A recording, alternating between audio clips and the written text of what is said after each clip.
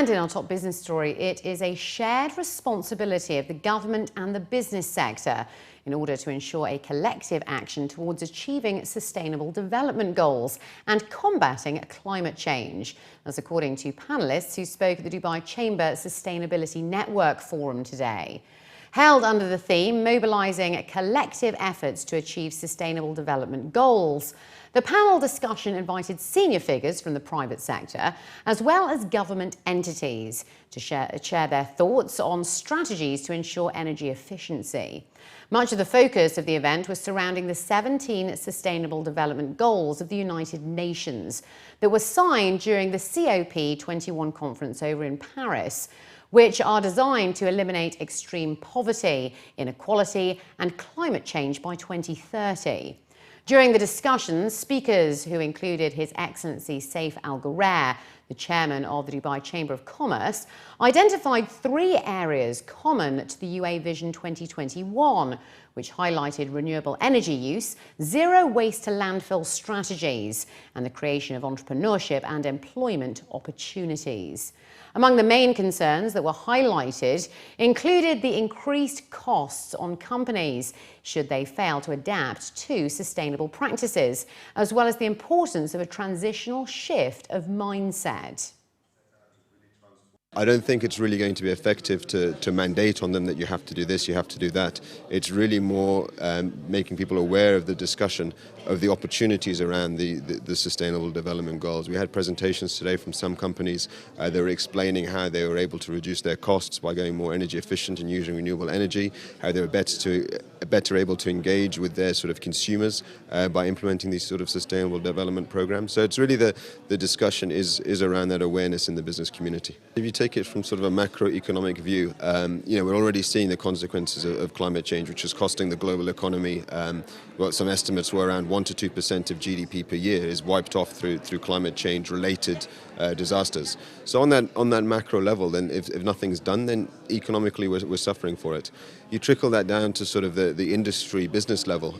If a company is able to use less energy, generate less waste, consume less water, and contribute positively to the society that they're working in, then ultimately their profitability will also increase. The event also featured a presentation by the Ambassador of the Kingdom of the Netherlands, who highlighted their strategies related to curbing the use of plastic, as well as reducing water wastage. While the responsibility of corporations to educate their consumers gained much of the attention, the senior representative of Unilever stated transferring their sustainable practices to their SME partners can also reap long-term benefits.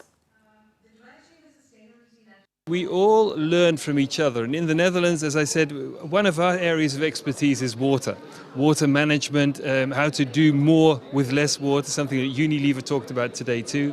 And there I think we can help, for example, a country like the UAE, but at the same time the UAE has certain expertise in areas of water management in very arid environments that they can share with us.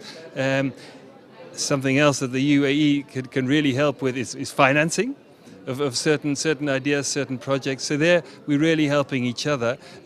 Something that is important, another example that is important to us in the Netherlands is the variety of species, where because we're a country of 17 million people, but on quite a small surface of land or area of land, we try to find all kinds of ways of having the habitat of species be less threatened than they were before, and we're booking some slow successes there. And as I mentioned in my speech, in every country there are successes and challenges. I said in the speech in the Netherlands we have a lot of wind, we have a lot of sea, but still getting wind at sea, or energy at sea, through wind at sea, getting that developed is quite a challenge for us. So there are two sides to everything, and we're all doing our best together. In our ecosystem of our suppliers, logistics service providers, we work with, and these are small and medium enterprises who work with us, and we work very closely with them to use their technologies which can help us to become more sustainable, but also equally importantly to make sure that their operations are sustainable.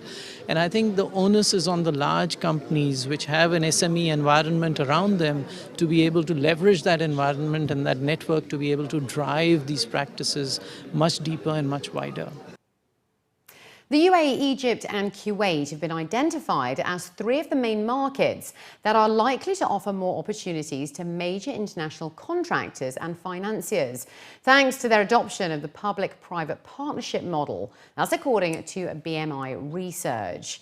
The consultancy said that increased use of PPPs to fund infrastructure projects in the region will allow major companies with experience of delivering long-term, privately financed projects a greater chance to participate in the regional market.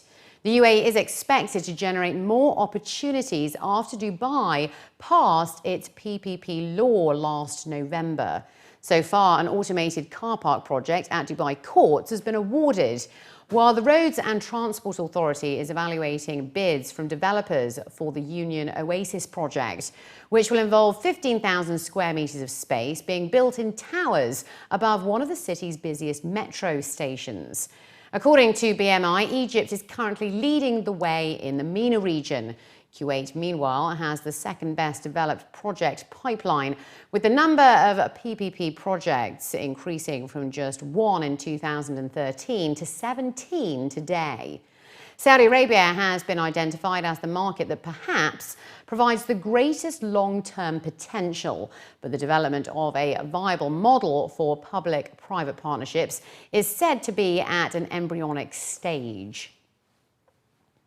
Nuclear power is projected to continue expanding globally in the coming years, even as the pace of growth slows amid competition from low fossil fuel prices and renewable energy sources. Every year, the International Atomic Energy Agency presents its energy, electricity and nuclear power estimates for the period up to 2050. The new projections indicate a slowing in the growth of nuclear power, in keeping with the trend since the 2011 Fukushima Daiichi accident. Nuclear power generating capacity is projected to expand by between 1.9% and 56% by 2030, compared with the previous estimate of between 2.4% and 68% from last year. According to the agency's report, the world's nuclear reactor fleet is also aging, with more than half of the 450 reactors currently in operation being over 30 years old. While the low projections show only modest capacity growth, the need to replace scores of old reactors means that total new capacity constructed will be much greater than the apparent net increase. That's according to the report, now in its 36th edition. According to the projections, the world's nuclear power generating capacity is seen expanding to 390.2 electrical gigawatts by 2030 in the low estimate, from 382.9 last year, while in the high estimate it is projected to rise to 598.2 electrical gigawatts. The forecasts added that the Far East will see the largest expansion, especially in China and the Republic of Korea, while India is leading the expansion in the Middle East and South Asia. In Eastern Europe, the region includes Russia, with 7 reactors under construction, as well as Belarus, which is building its first 2 units. Western Europe risks the largest decline, with Germany phasing out nuclear power in response to the Fukushima accident, while North American capacity is also seen falling. With a projected international visitor traffic of 15.27 million in 2016, Dubai has jumped to the world's top rank in the annual MasterCard Global Destinations Cities Index, based on visitor spend of $31.3 billion US. Dubai was also named as the world's 4th ranked destination city by international overnight visitor arrivals. That's after Bangkok, London and Paris, while Abu Dhabi has become the world's 3rd fastest growing destination for international visitors. According to the index, the biggest surprise in this year's index is Dubai's jump to the top rank, based on international visitor spend of $31.3 billion US. That's far exceeding the 2nd ranked London, which is estimated at $19.8 billion. According to the study, Bangkok is projected to receive 21.47 million international overnight visitors this year, just ahead of second-ranked London, which is to receive 19.88 million. The British capital topped the 2015 ranking of global destinations.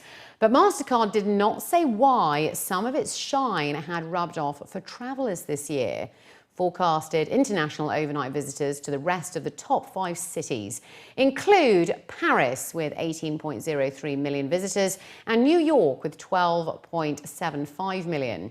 Besides providing rankings for the 132 most visited cities around the world, the project's visitor volume and spend is estimated for the 2016 calendar year, while delivering a deeper understanding of how people travel and spend around the world.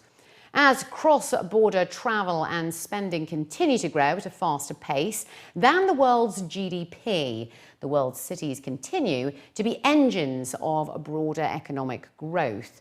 The difference between the top global 10 and fastest growing top 10 destination cities suggests that Asia Pacific and the Middle East and Africa have become increasingly important to the global economic landscape. Osaka has shown the strongest growth in international visitors, increasing 24.15% over the last 7 years.